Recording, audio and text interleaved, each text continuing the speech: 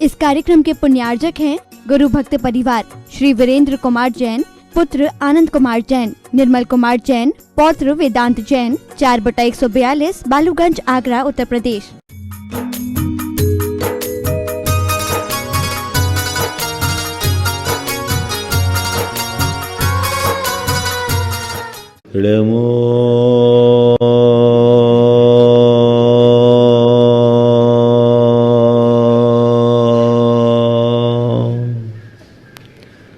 अरिहन्ताणं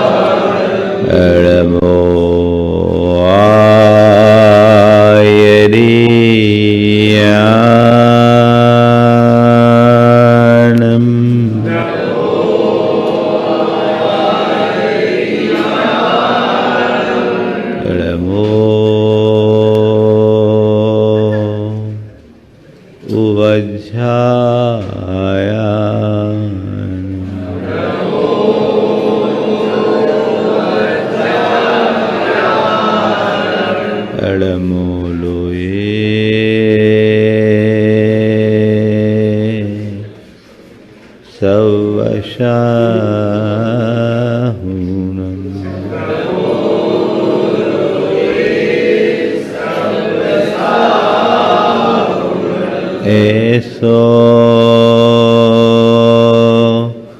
पंचणमुयारो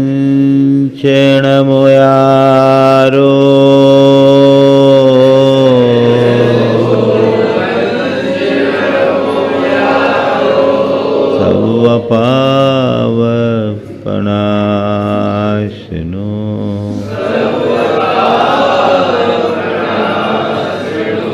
मंगलालं च सवेशिं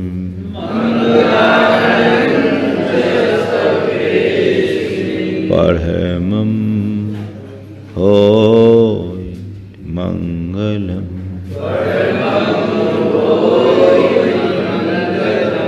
जय बोलो देवादिदेव खतराज श्री भगवान महावीर स्वामी की, अहिंसा परमो धर्म की, परम पूज आचार्य गुरुवर श्री विद्यासागर जी महाराज की, परम पूज्य 108 परमान सागर जी महामुनि राज की, परम पूज्य क्षुल्लक 105 श्री आदर सागर जी महाराज की।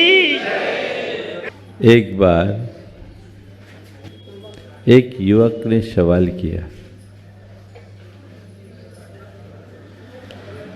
जब चारों तरफ सघन अंधकार हो,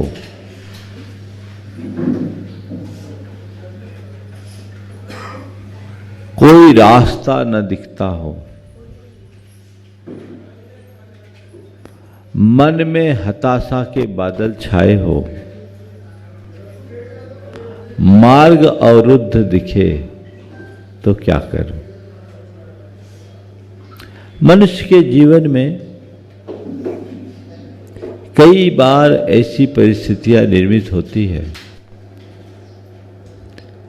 जब वह दिग्मूढ़ जैसा हो जाता है। ऐसी परिस्थितियों का सामना करना प्राय मनुष्य के लिए बहुत कठिन होता है। कुल मिलाकर विपरीत परिस्थितियों के होने पर अपने मन को स्थिर बनाना एक चुनौती भरा काम होता है।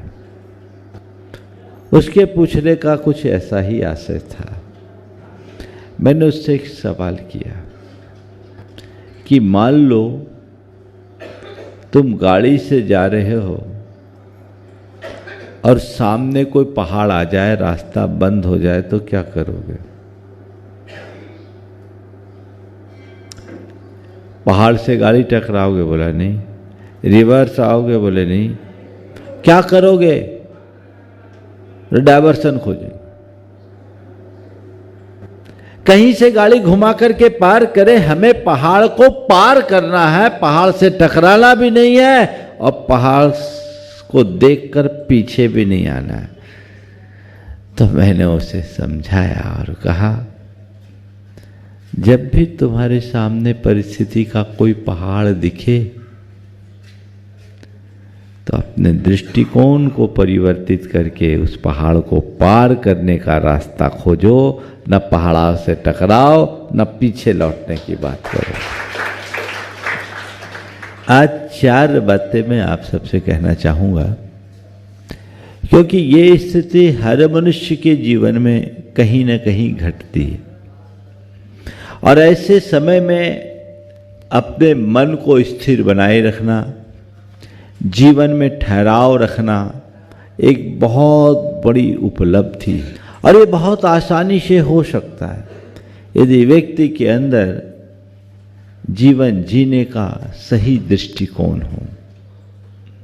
सबसे पहली बात, जब भी परिस्थितियां विपरीत हो तो अपने एटीट्यूड को बदले, दृष्टिकोण को बदले। परिस्थितियां हमारे हाथ में नहीं है, लेकिन हमारी है। अगर हम अपनी मनस्थिति को परिस्थिति के अनुरूप ढालने में सक्षम बन जाए तो हमारे जीवन का काया पलट हो जाए। हम चीजों को बदलने में अपनी पूरी शक्ति खपा देते हैं, जिस पर हमारा अपना कोई नियंत्रण नहीं, लेकिन चीजों के प्रति अपने दृष्टिकोण पर हम अपना ध्यान नहीं देते, जिस पर हमारा पूरा नियंत्रण है।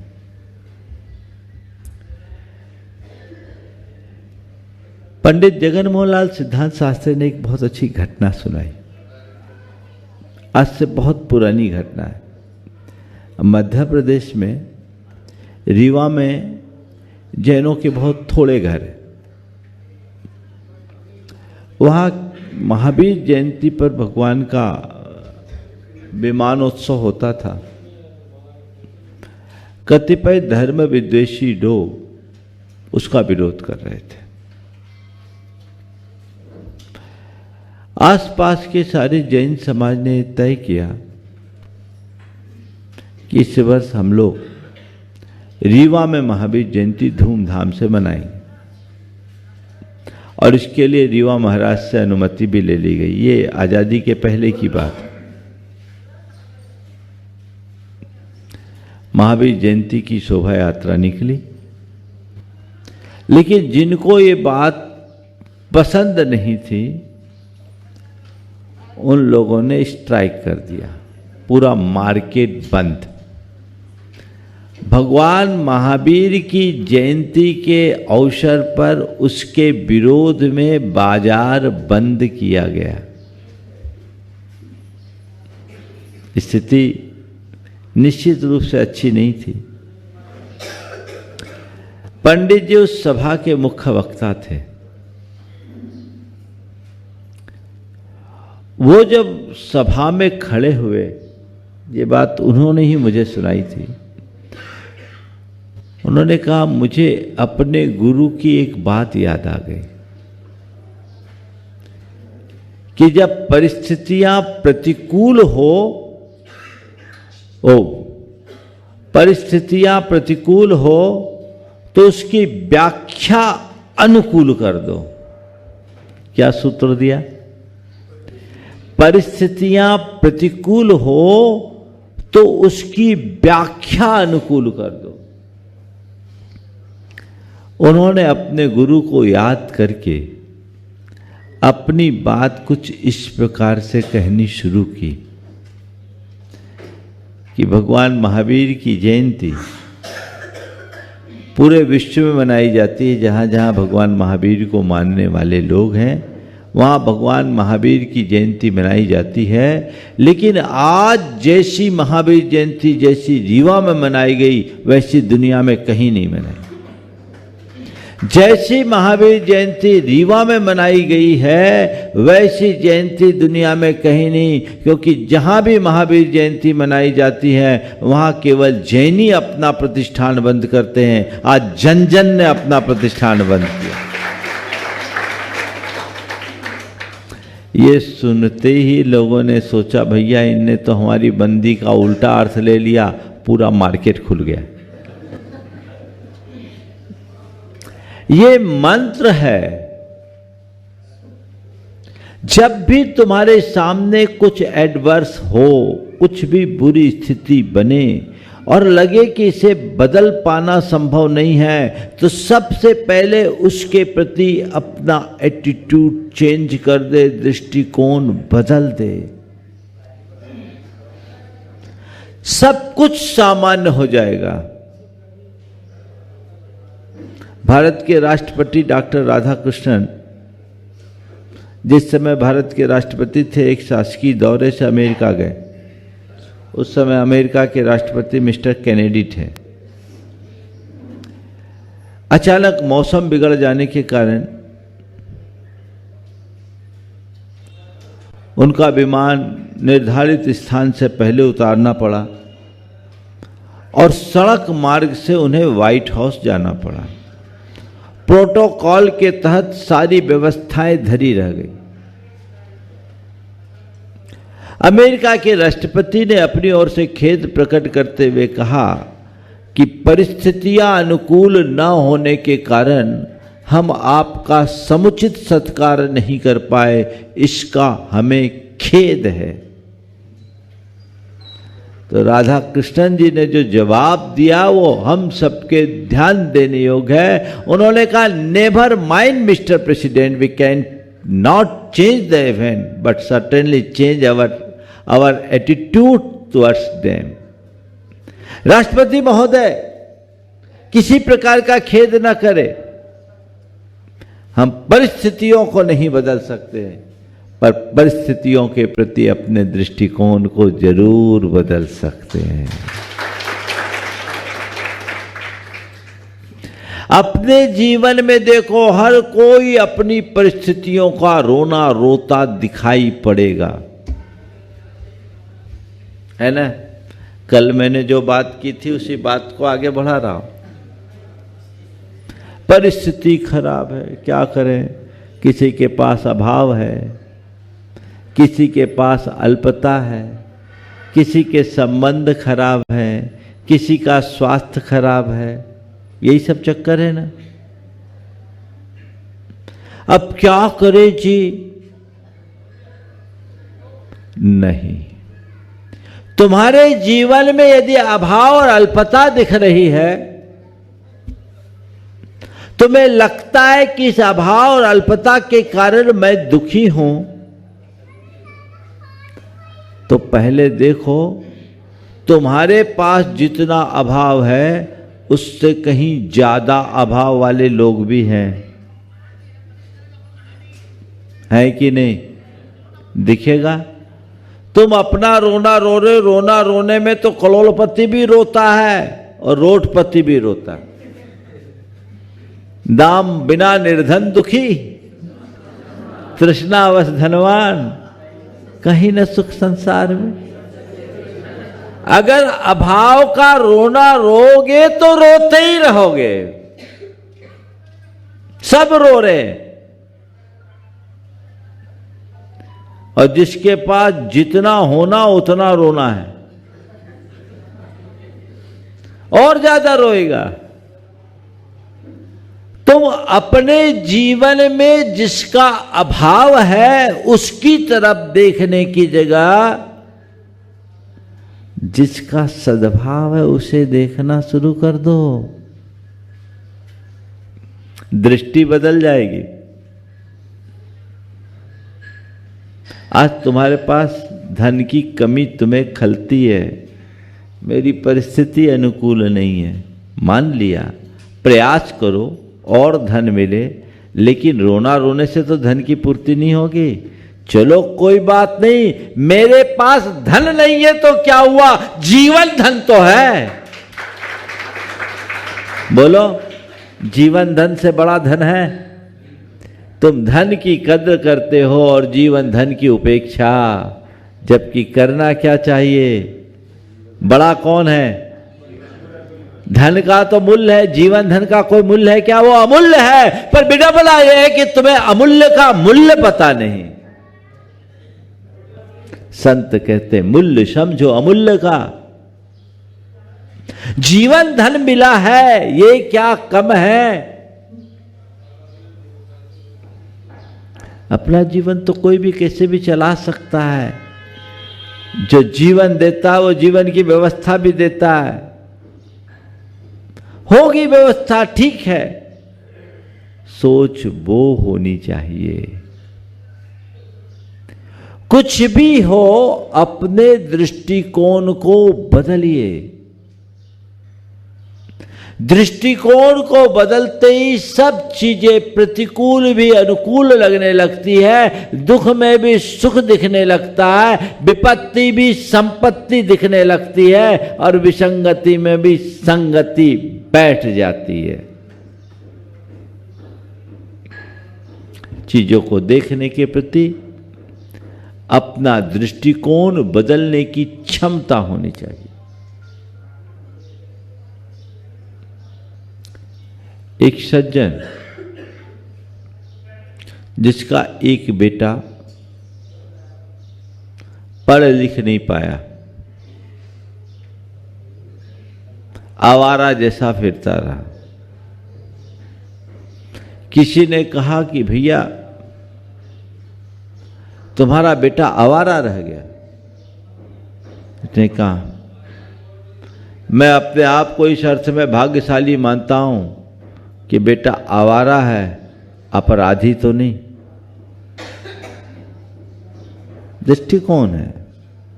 गलती मेरी है, मैं अपने पारिवारिक और व्यावसायिक व्यस्तता के कारण उस पर पूरा ध्यान नहीं दे पाया, उसकी सही परवरिश नहीं कर पाया। बेटा आवारा हो गया, समय कांपा करके अपने आप जिम्मेदार बनेगा। लेकिन मुझे इस बात की खुशी है कि वो अपराधी तो नहीं बना। परिवर्तन। मेरे संपर्क में एक सज्जन है जो बहुत बड़े उच्चाधिकारी, उनकी एक बेटी, दोनों हाथ टेढ़े, दोनों पैर टेढ़े, चल नहीं सके, फिर नहीं सके। उनकी सारी क्रियाएं उन्हें अपने हाथों से करानी पड़ी। जब वो मेरे पास दर्शन के लिए आए, किसी ने कहा महाराज जी इनकी एक बेटी है और ऐसी दशा है, ये बहुत दुखी है। उन्होंने कहा महाराज मैं बिल्कुल दुखी नहीं हूँ। ये कह रहे एक बेटी है, ऐसी है, मैं मानता हूं मुझे कम से कम बेटी तो है। दुनिया में ऐसे भी लोग हैं जिनकी बेटी नहीं। उन्होंने कहा महाराज ये बेटी है, मानता हूं ये एकदम अपंग है, लेकिन मैं इस बात की खुशी मानता हूं कि मेरी बेटी कम से कम अपंग है और कुछ नहीं है। एक और भी व्यक्ति उसी शहर में थे जिनकी बेटी ऐसी अपंग थी और चिल्लाती थी, काटने दौड़ती थी। मैं इस बात के लिए अपने आप को खुश नसीब मानता हूं कि मेरी बेटी केवल अपंग है, लेकिन चीखती चिल्लाती नहीं है, पड़ी रहती है। और महाराज मैं सोचता हूं इसी निमित्त से कुछ सेवा का कर्म हमसे हो रहा है। ये दृष्टिकोण, मनुष्य का दृष्टिकोण ही उसकी ताकत है। इस बात को आत्मसात कर लीजिए कि जब भी मेरे साथ कुछ उल्टा होगा मैं उसकी व्याख्या सीधी करना शुरू करूंगा। आप लोग उल्टा सीधा तो करते रहते हो, लेकिन संत कहते उल्टा सीधा करने की जगह उल्टे की सीधी व्याख्या करो। जीवन में मजा ही आएगा। विवेकानंद जी जब विश्व धर्म संसद में गए, सब धर्म ग्रंथों के नीचे गीता को रखा गया। गीता सबसे नीचे, बाकी धर्म ग्रंथ ऊपर। किसी ने मजाक उड़ाने के ख्याल से कहा कि देखिए आपके धर्म का अनादर, आपके धर्म ग्रंथ को सबसे नीचे रखा गया। आपके धर्म ग्रंथ को सबसे नीचे रखा गया। विवेकानंद जी ने कहा बिल्कुल सही जगह रखा गया है, क्योंकि वो सबका फाउंडेशन है।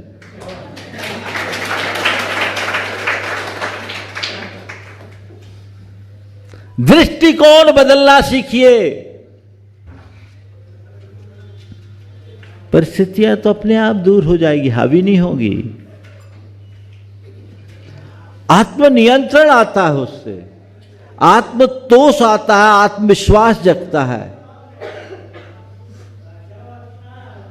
तभी मनुष्य अपनी वास्तविक प्रगति कर पाता है। अरे अब ऐसा हो गया, ऐसा हो गया, ऐसा हो गया, अब क्या करे, क्या करे, क्या करे, सब उल्टा हो गया, सब उल्टा हो गया, उल्टा हो गया। अरे उल्टा हो गया सो हो गया, दिमाग क्यों उलट रहे हो? दिमाग तो सीधा रखो। चीजें उल्टी हो जाए उससे कुछ फर्क नहीं पड़ता, दिमाग उलट जाए तो इससे ज्यादा खतरनाक और कुछ नहीं होता। अपनी मानसिक स्थिरता को बनाए रखना हमारी पहली प्राथमिकता होनी चाहिए। तो क्या हुआ सूत्र? दृष्टिकोण को बदले, चीजों के प्रति देखने का नजरिया बदल दे। आप पाओगे ना, आपके जितने दुख हैं, जिन जिन चीजों के लेकर आप दुखी होते हो, अगर थोड़ा सकारात्मक दृष्टि से देखोगे तो आप पाओगे मैं औरों से बहुत बेहतर हूं, औरों से बहुत अच्छा हूं, और ऐसा लगेगा मुझसे सुखी संसार में कोई दूसरा है ही नहीं। तो अपने दृष्टिकोण को बदलिए, पहली बात। दूसरी बात, धीरज रखना सीखिए। क्या कीजिए? धीरज। आज के लोगों में पेशेंस बिल्कुल नहीं, लोग टूट जाते हैं। छोटी छोटी सी घटना होती, तुरंत लोग आत्महत्या के लिए उतारू हो जाते हैं। उतावलापन और अधीरता मनुष्य को अंदर से तोड़ कर रख देता है। उसकी सबसे बड़ी वजह है कि मनुष्य हर काम का फल, रिजल्ट, इंस्टेंट चाहता है, तुरंत। बस उस मूवमेंट में ही सब कुछ मिल जाए, ये उचित नहीं। जब भी तुम्हारे सामने कोई विपरीत परिस्थिति आए, धैर्य रखो। और धैर्य रखने के लिए क्या करो? सोचो ये थोड़ी देर की बात है, ठीक हो जाएगा। थोड़ी देर की बात है, थोड़ा वेट एंड वॉच। थोड़ी देर की बात है, थोड़ी देर की बात है। जब मन में ये बात बैठ जाती है कि ये थोड़ी देर की बात है, तो अपने आप धीरज आ जाता है। आपको कहीं सफर करना हो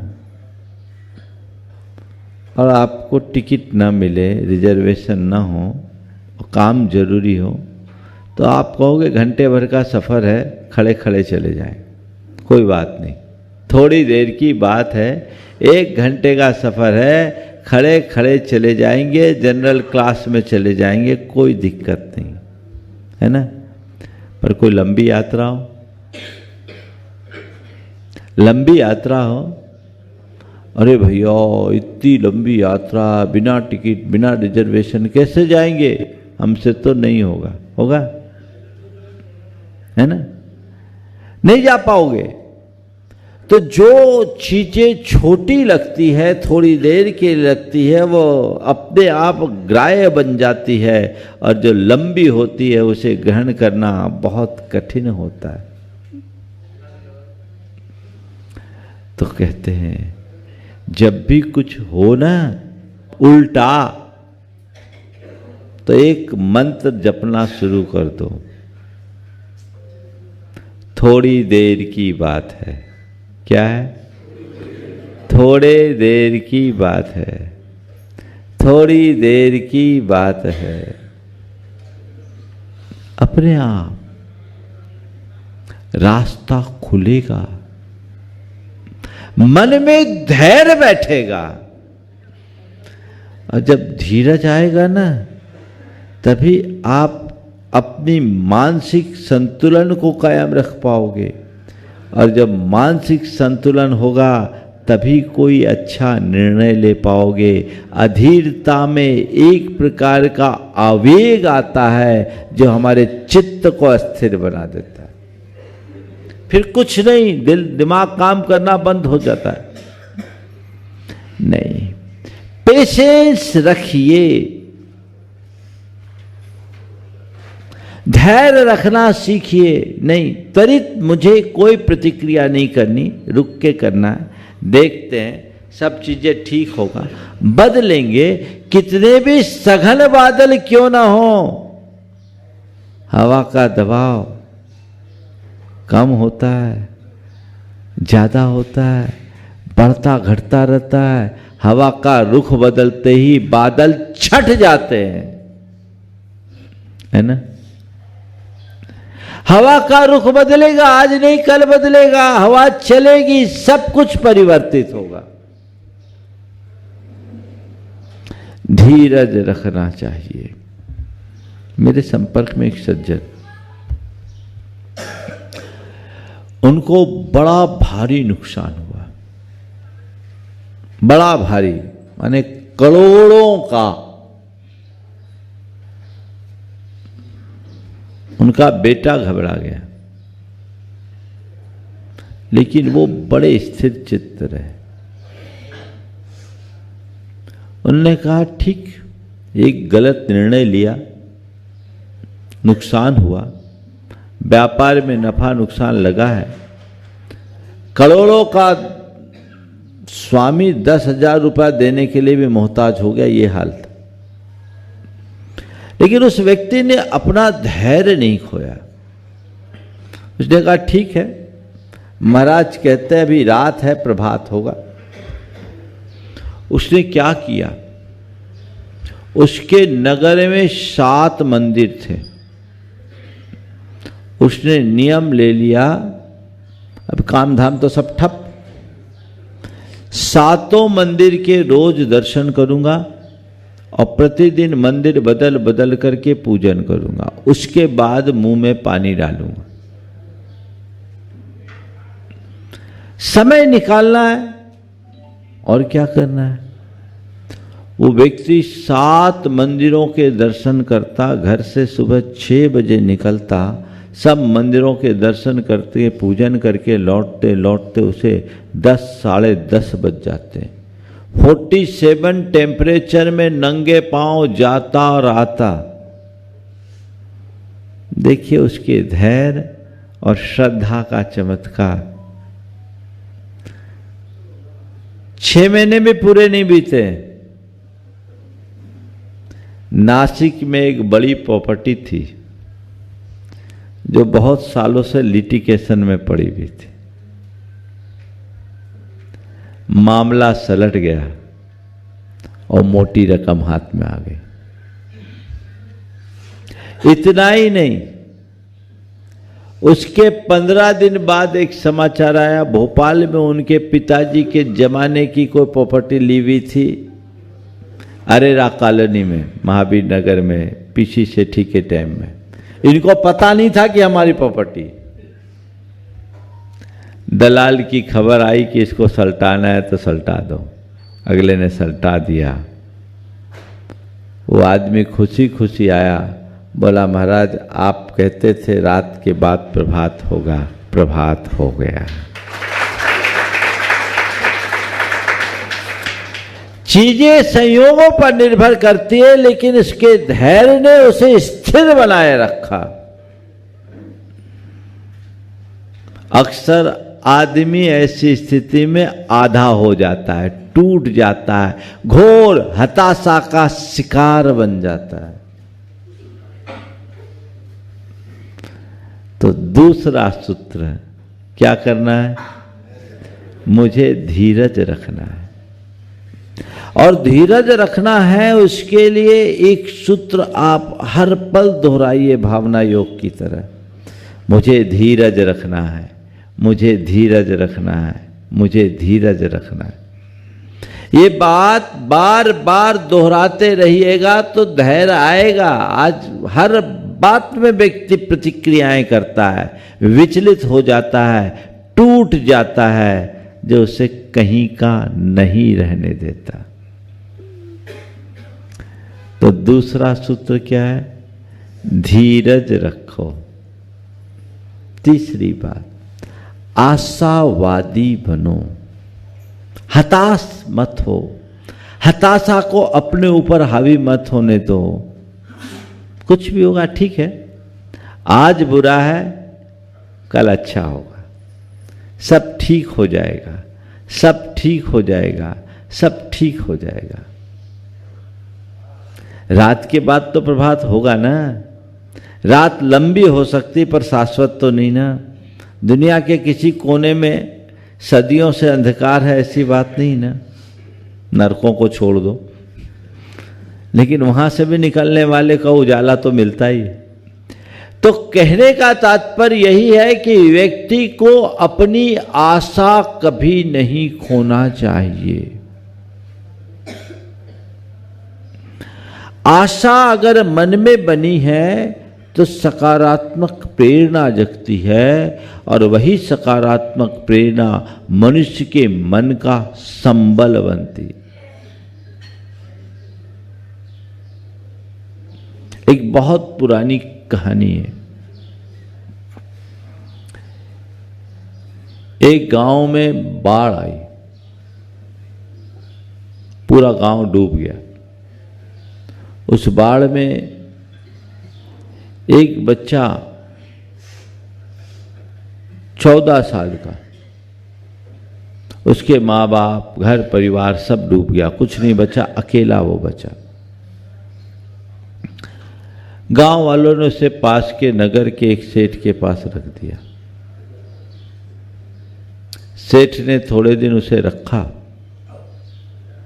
और व्यापार सिखाने के नाम पर उसे 4 बोरा अनाज दिया और कहा उस पार जाकर तुम इसे बेचो, इसकी जो कमाई होगी वो तुम्हारी। वो माल बेचने गया, पर दुर्भाग्य नाव बीच में डूब गई।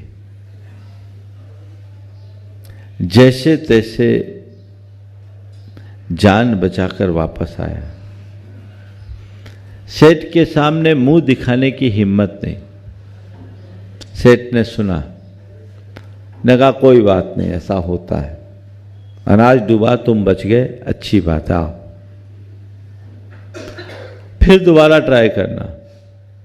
दूसरी बार 8 बोरा अनाज दिया। इस बार भी आगे गया।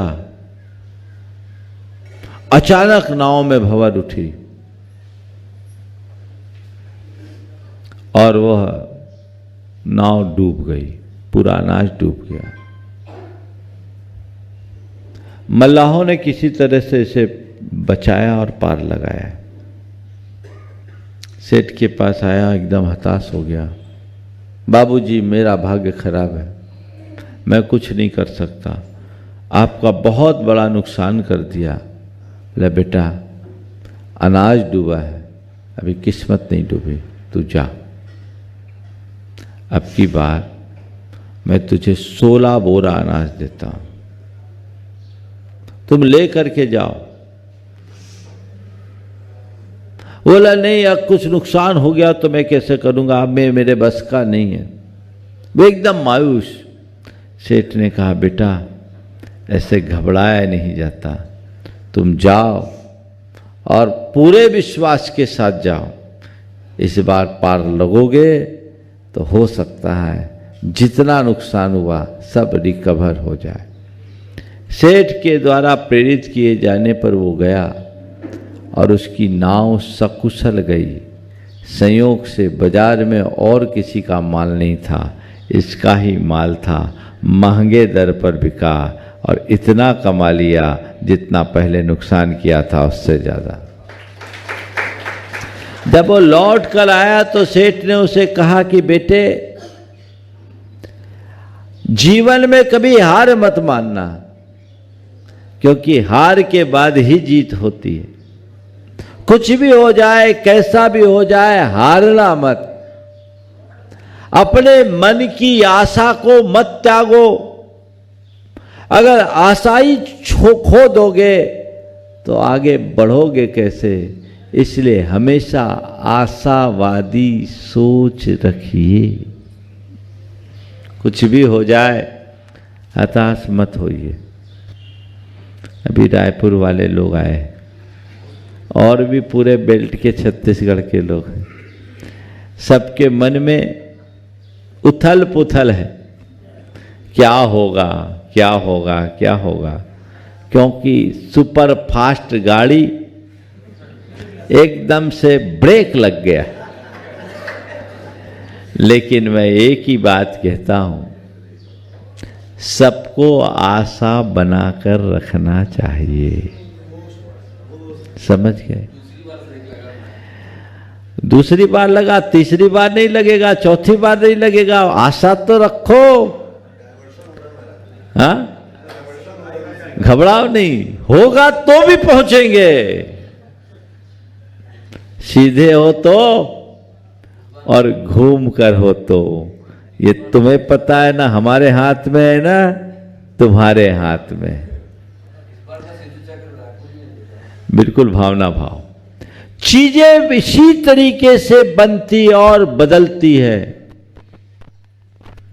जीवन में बड़ा बदलाव घटता है। आशावादी बनकर के चलना चाहिए। चाहे जो होगा सबको पार करने की सामर्थ्य हो जाएगी। थोड़ी थोड़ी बातों में लोग निराश हो जाते हैं। आज से बहुत पहले की बात है, मैं एक स्थान पर था, एक युवक आया, अपना हाथ मेरी तरफ बढ़ाया, बोला महाराज जी मेरे भाग्य में सफलता है कि नहीं। मैंने उसकी तरफ देखा और कहा, तुम जैसे तेजस्वी युवक को किसी के आगे हाथ फैलाता देखकर मुझे बड़ी ग्लानि हो रही। तुम किसी के आगे हाथ फैला रहे हो, क्या करते हो? उसने कहा महाराज जी मैंने यूपीएससी कॉन्टेस्ट किया है, यूपीएससी की परीक्षा दी और 2 बार इंटरव्यू तक चला गया। उस समय 4 अटेम्प्ट होते थे। मुझे अभी तक सफलता नहीं मिली, आखिरी अटेम्प्ट बाकी है। मेरे पिताजी नहीं हैं, मेरी माँ वैधव्य की स्थिति में जैसे तैसे काम करके मुझे पढ़ाई। लेकिन महाराज जी अब मुझे लगता है कि शायद मेरे भाग्य में कुछ नहीं है। अब मेरा क्या होगा, मैं कैसे क्या करूँगा, मैं निकल नहीं पाऊँगा। तो कई बार मन में आता है कि सुसाइड कर लो। मैंने उसे समझाया, बोले तुम जैसे युवक इतने घबरा रहे हो, जो युवा यूपीएससी के इंटरव्यू तक पहुंच गया वो कोई साधारण नहीं हो सकता, असाधारण प्रतिभा का धनी वहां पहुंच सकता है। लाखों में से हजारों और हजारों में से सैकड़ों को इंटरव्यू तक का अवसर मिलता है। हमने कहा कितनी सीट रहती जनरल की? 300। बोले इंटरव्यू तक कितने पहुंचते? बोले 3 गुने। हम बोले जितनी सीट होती है उससे 3 गुने में तुम पहुंचे। लाखों बैठने वालों में सैकड़ों में तुम आ गए, तो तुम क्या साधारण व्यक्ति हो? और तुम जैसे व्यक्ति अपने जीवन से हारते हुए दिखाई पड़ते हो तो मुझे बड़ी लज्जा आती। तुम क्यों घबराते हो? अभी तुम्हारे पास एक अटेम्प्ट और है, हार क्यों रहे हो? अटेम्प्ट दो। महाराज खर्चे पानी की व्यवस्था नहीं है। बोले तुमको किसी और से खर्चा मांगने की जरूरत नहीं है। अखबार बेच करके भी तुम अपना खर्चा निकाल सकते हो, रिक्शा चला करके भी तुम अपना काम कर सकते हो, ट्यूशन पढ़ा करके भी तुम अपना काम कर सकते हो। हिम्मत मत हारो, तुम्हारे पास समय है, पूरी ताकत से पढ़ाई करो और अपना मनोबल अच्छा रखो, आत्मविश्वास के साथ परीक्षा दो, तुम सक्सेस होगे। मेरा आशीर्वाद। उसके मनोबल को जगाने के लिए मैंने उससे बोला। उसने ट्यूशन किया, अपना खर्चा निकाला और उसके बाद जब एग्ज़ाम दिया चौथे प्रयास में तो उसका सिलेक्शन हो गया। आज कस्टम का एक बड़ा अधिकारी है। अभी भी बराबर जब कभी आता है बोलता है, महाराज आपने मुझे बहुत बड़ा संबल दिया, मैं तो हार गया था, मेरा मन तो सुसाइड करने का था। हम बोले क्षमता तुम्हारे अंदर थी पर हताशा हावी हो गई इसलिए कुछ नहीं कर पाए। आशा के संचार से सब कुछ होता है और हताशा में मनुष्य कुछ भी नहीं कर पाता। तो जब भी ऐसी कोई परिस्थिति निर्मित हो तो अपने मन की आशा को बना के रखने का अभ्यासी बने।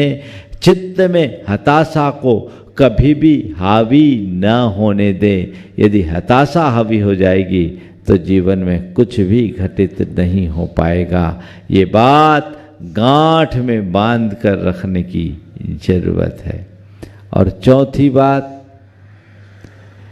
विधि के विधान पर विश्वास करें।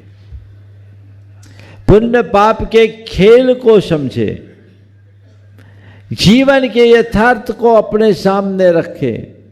बड़े बड़े महापुरुषों के जीवन में भी उतार चढ़ाव आते हैं, लेकिन जीत अंततः किसकी होती है? जिसका मनोबल ऊंचा होता है। ये खेल है।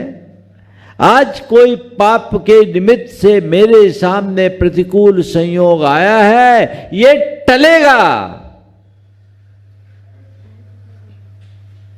ठीक है, मुझे इसका सामना करना है, इससे डरना नहीं, इससे भागना नहीं, अपने चेतना को जगाकर आगे खींच के ले जाना है, तो कभी हार नहीं होगी। महापुरुषों के चरित्र को पढ़ो, कैसी कैसी विकट परिस्थितियों में जन्म लेने वाले लोग इस संसार में सहंसा की तरह जिए और मोक्ष को प्राप्त किए। जीवनधर स्वामी के चरित्र को देखो, एक संबल मिलेगा। महापुरुषों के चरित्र को पढ़ोगे तो तुम्हें पुण्य पाप का खेल समझ में आएगा। जीवनधर जो एक राजपुत्र था, मां के पेट में आते ही विपत्तियां शुरू हो गई और यह स्थिति हुई कि उसका जन्म भी शमशान में हुआ। सोचो, कर्म कहां से कहां उठा के ले जाता है। शमशान में जन्म हुआ और मां ने उसके प्राण बचाने के लिए जन्म देते ही अपने आप को छिपा लिया। पाप ने शमशान में पैदा किया पर पुण्य सामने आया और उसको संरक्षण देने वाला सेठ मिल गया। अपने मृत पुत्र का संस्कार करने के लिए आया था, उस पुत्र को एक तरफ रखा और जीवित पुत्र को ले गया और उसे अपने पुत्रवत पाला और आगे चलकर वही एक बड़े साम्राज्य का अधिपति बना। खेल है। जीवन में संघर्ष भी उत्कर्ष का आधार बनता है। पाप अगर संघर्ष को जन्म देता है तो मनुष्य यदि उसे स्वीकार करता है तो वही पाप पुण्य में परिवर्तित होकर उत्कर्ष का आधार भी बन सकता है। तो जीवन में ये सूत्र आत्मसात करके चलिएगा तो जीवन में कभी विफलता नहीं होगी। हम अपने आप को उन्नति के शिखर पर पहुंचा सकेंगे। तो आज के ये चारों सूत्र को आप आत्मसात करके रखिए, अपने दृष्टिकोण को बदलिए, धीरज रखना सीखिए, आशावादी बनिए और विधि के विधान पुण्य पाप के खेल पर विश्वास रखिए और अपने आप को उन सब से ऊपर और अलग महसूस कीजिए जिससे जीवन का उत्थान हो सके। समय आप सबका हो गया, यहीं पर विराम। बोलिए परम पूज आचार्य गुरुवर श्री विद्यासागर जी महाराज। जय बोलो देवादिदेव खजराट श्री भगवान महावीर स्वामी की जय हो। अहिंसा परमो धर्म की जय हो। परम पूज आचार्य गुरुवर श्री विद्यासागर जी महाराज की जय हो। परम पूज्य मुनिवर्षी 61 प्रमाण सागर जी महाराज की। हमारे भावों से ही बंध होता है और भावों में ही मुक्ति है। सब कुछ हमारे भावों के ऊपर निर्भर करता है। यदि मनुष्य की अंतः चेतना जागृत हो वो वस्तु स्वरूप को ठीक तरीके से समझ ले, उसके प्रति श्रद्धावान हो जाए, तो उसकी प्रवृत्ति में सहजता अपने आप आ जाती है। और वही सहजता जीवन में समरसता लाती है। बात निर्जरा की चल रही है और निर्जरा के संदर्भ में 4 बातों में पहली बात कल मैंने की थी, वह है सहजता अपनाने की।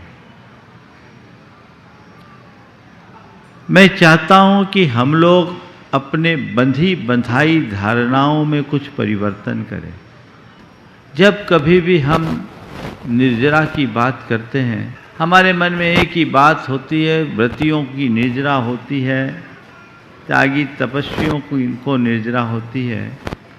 हम सबको तो निर्जरा होगी ही नहीं, हम तो पल पल बंध के लिए अभिशप्त हैं। लेकिन ऐसा यथार्थ नहीं है। अगर व्यक्ति की चेतना जागृत है तो भूमिकानुरूप निर्जरा हर कोई कर सकता है और हमें उसी निर्जरा का आनंद लेना है। निर्जरा वह प्रक्रिया जिससे हमारे भीतर आनंद का निर्झर बहे, हम अपने जीवन का रस ले सके, जीवन का आनंद ले सके। कैसे होगी निर्जरा? कल मैंने कहा था, अगर आप अपने जीवन में सहजता लाते हैं तो आप हर पल निर्जरा के अधिकारी हो सकते हैं। लाभ और हानि में, सुख और दुख में, संयोग और वियोग में, मान और अपमान में या जय और पराजय में सहज बने रहो।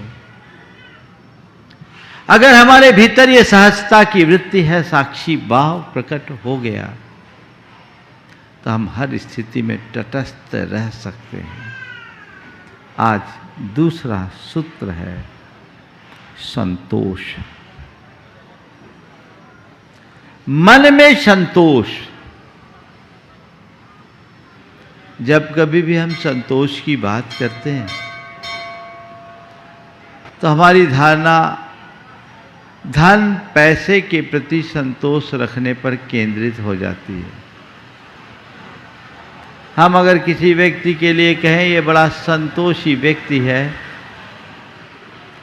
तो हमें केवल यही दिखता है, हाँ इसको ज़्यादा लोभ लालच नहीं है, धन पैसे की तृष्णा इसके मन में नहीं है, लालसा नहीं है, वो संतोषी है।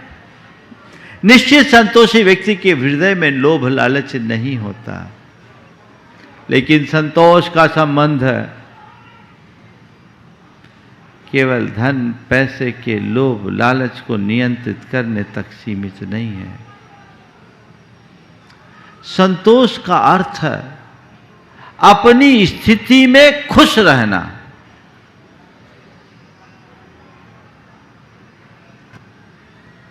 आप अपनी स्थिति से खुश हो, आप जैसे हो उसमें खुश हो, तो समझना आप संतुष्ट हो।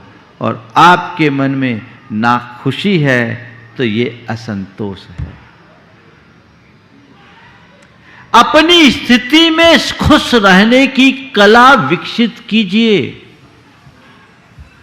और हमें धर्म इसी का पाठ पढ़ाता है कि अपनी स्थिति में हम कैसे खुश रहें। पहले तो मैं आप लोगों से पूछता हूं, ईमानदारी से बताना, अभी तुम जैसे हो, जिस स्थिति में हो, उसमें खुश हो या खिन्न? हाँ, खुश हैं? सब के सब खुश हैं?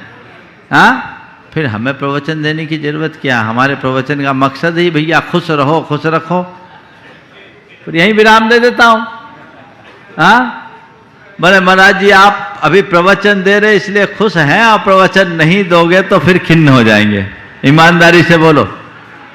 अभी मैं ये ब्रेक कर दूं और कहूं कि भाई जब आप लोग खुश हो ही तो प्रवचन देने की क्या जरूरत। महावीर भगवान की जय। क्या होगा? आप लोगों के चेहरे का रंग बदल जाएगा कि नहीं? बोलो, बदलेगा? फिर आप ये क्यों कहते हो कि हम अपनी स्थिति से खुश हैं? बात समझ में आ रही है? महाराज, जब हमारे मनोनुकूल होता है तो हम खुश होते हैं, और जब हमारे मन के प्रतिकूल होता है तो मन में खिन्नता आ जाती है। मन की खिन्नता ही हमारी असंतुष्टि की पहचान है। संतोष रखने का मतलब है हर हाल में मस्त रहना, चाहे जो हो जाए हमें अपने सहजता को मेंटेन करके चलना। बस ठीक है, अच्छा है तो ठीक, बुरा है तो ठीक है। वो स्थिति जिस व्यक्ति के हृदय में वृत्ति आ जाती है वो साधारण मनुष्य नहीं, वो साधक कहलाता है। और यही साधना हमारे जीवन को ऊंचा उठाती है। साधक बनने का मतलब ये नहीं है कि तुम साधु सन्यासी बनो तभी साधक बनो। तुम गृहस्थ होकर के भी साधक बन सकते हो। साधने का मतलब क्या? अपनी वृत्तियों को साधना, यही साधना है। अपनी वृत्तियों पर नियंत्रण कर लेना, यही साधना है। अपने मन को अपने बस में कर लेना, यही साधना है। परिस्थितियों के अनुरूप अपने आप को ढालने में समर्थ बन जाना, यही साधना है। क्या आप ये नहीं कर सकते? मुश्किल ये है कि खाना पीना छोड़ने की साधना करने में तो सब निपुण है। बड़ी बड़ी तपस्या की साधना करने की कुशलता तो सबके पास है, लेकिन अपने मन को साधने की क्षमता कोई विरला ही पाता है। संत कहते हैं जिसने अपने मन को साध लिया उसने सबको साध लिया। साधो, अपने मन को साधो। निर्जरा क्या है? मन के प्रतिकूल होने पर भी मन को खिन्न ना होने देना निर्जरा है। जब भी तुम्हारे मन के प्रतिकूल कुछ घटे और तुम यदि उसे उसी रूप में स्वीकार लो, उससे प्रभावित ना हो, अपने हृदय में राग द्वेष ना करो या संकल्प विकल्प उत्पन्न ना होने दो, तो समझ लेना ये निर्जरा है। हमारे मन के प्रतिकूल कोई भी चीजें कब घटती है? दो कारणों से घटती है। या तो हमारे संयोग हमारे अनुकूल ना हो, विरुद्ध कर्म का उदय आ जाए, संयोग बिगड़ जाए, तो अथवा हमारी खुद की मनस्थिति वैसी ना हो। तो दो कारणों से हमारा मन असंतुलित होता है। एक परिस्थितियों के बिगड़ने से और दूसरा खुद की मनस्थिति ठीक न रहने से, है ना। तो परिस्थितियों पर तो हमारा किसी का नियंत्रण नहीं है क्या? बोलो, कोई व्यक्ति कह सकता है कि मैं हर परिस्थिति को बदलने में सक्षम हूं? कोई भी व्यक्ति, मैं अपनी परिस्थितियों को बदल डालने में समर्थ हूं, कोई कह सकता है क्या? कोई नहीं, क्योंकि संयोग हमारे अधीन नहीं है। पर मेरे जीवन में जो भी संयोग घटे, मैं उसे स्वीकार कर संतुष्ट और प्रसन्न रहने की कला तो अपने अंदर रख सकता हूं। आज पेट साफ नहीं हुआ, आज पत्नी ने चाय देर से दी, आज भोजन अच्छा नहीं मिला, अजी क्या करूं, आज हाजत खराब हो गई है, आज सिर में दर्द हो रहा है, सवेरे से एक भी ग्राहक ही नहीं आया, क्या बताऊं। जो आए उसके सामने अपना पुराण खोल दे। अब कौन आए उसके पास? नतीजा ये निकले कि कोई उसके पास फटकना न चाहे, आए तो जल्दी पिंड छुलाना चाहे, और हसंत जी दिलखुश के पास लाइन लग जाए। अब इसे बड़ा उथल पुथल कि आखिर बात क्या है, कौन सी सम्मोहनी लोगों के ऊपर छोड़ रखी है जिससे सारे लोग इसके पास आते हैं, मेरे पास कोई आते ही नहीं, चलकर पता लगाना चाहिए। एक दिन उसके घर पहुंचा। जब घर गया तो देखता क्या है, 2 कमरे का साधारण सा मकान था। बाहर के कमरे में वो था और उसकी गोद में उसके 14 साल का बेटा लेटा हुआ था, उसके सिर पे बाम मल रहा था। आया, पहुंचा, बोले क्या बात? बोले बेटे को बुखार है, सिर दर्द हो रहा है, मैं इसको बाम मल रहा हूँ, आप बैठिए, मैं आपके लिए चाय तैयार करता हूँ। बोले चाय भी आपको ही बनाना पड़ता है? बोले हाँ कोई बात नहीं, मैं बनाता हूँ। बोले क्यों? बोले इसकी मम्मी है, वो पीछे के कमरे में है, वो अर्ध विक्षिप्त है। अच्छा, घर का काम आप ही करते हो? बोले हाँ। और कोई नहीं घर में? बस एक इसका बड़ा भाई है 18 साल का, वो थोड़ा आवारा हो गया है, अभी घूम रहा होगा, आएगा और खाना खा के चला जाएगा। सामने वाला सुनकर हैरान रह गया कि हद हो गई, जिसकी पत्नी विक्षिप्त, जिसका बेटा आवारा, दूसरा बेटा बीमार, जिसे घर का भी काम करना पड़ता है और दुकान का भी काम करता है, सब काम करता है, इतना खुश रहता है, उससे रहा नहीं गया। पूछा इतनी विषम परिस्थितियों में भी आप खुश कैसे रहते हो? आखिर आपके खुश रहने का मंत्र क्या है? उसने कहा मुझे और कुछ नहीं पता, मैं केवल इतना ही जानता हूँ, हर हाल में संतुष्ट रहना और प्रसन्न रहना, यही मेरे जीवन का मंत्र है। कल में जो खेल खिला दे बस मुझे वही करना है। ये निर्जरा का निमित्त है। प्रतिकूल प्रसंगों में आपने अपने आप को तटस्थ बनाए रखा, अपने आप को आकुलता से मुक्त बनाकर रखा, समझ लेना निर्जरा हो गई। यही तो समता है। ऐसी संतुष्टि अपने अंदर होनी चाहिए, और इस संतुष्टि को अभिव्यक्त करने के लिए हर पल सकारात्मकता अपनाएं। सोच को पूरी तरह सकारात्मक बना करके चले, मन कभी व्यग्र और बेचैन नहीं होगा। जीवन में एक अलग प्रकार की आनंद की अनुभूति होगी। आप वैसा करने का प्रयास और पुरुषार्थ करें। यदि ऐसा आप करते हैं तो वो आपके जीवन की एक बड़ी उपलब्धि होगी। निर्जरा करने का यही मार्ग है जो हमें निराकुलता की ओर अग्रसर करे। जिस क्षण हमारे हृदय में निराकुलता की अनुभूति हो, समझना वही निर्जरा है, और आकुलता का नाम बंद है। तो मुझे क्या करना है? मुझे संतुष्ट रहना है। क्या करना है? मुझे संतुष्ट रहना है।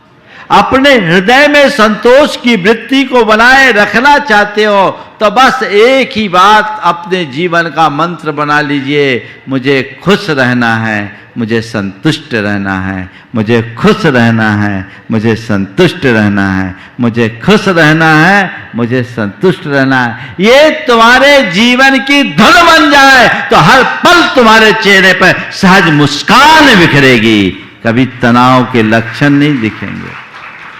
अपने सबकॉन्शियस माइंड में ये बात गहरे बिठा लीजिए, मुझे खुश रहना है, मुझे संतुष्ट रहना है, मुझे प्रसन्न रहना है, मुझे संतुष्ट रहना है। कोई भी एक वाक बार बार बार बार दोहराना शुरू कीजिए, घोट लीजिए, वो धुन बननी चाहिए, धुन।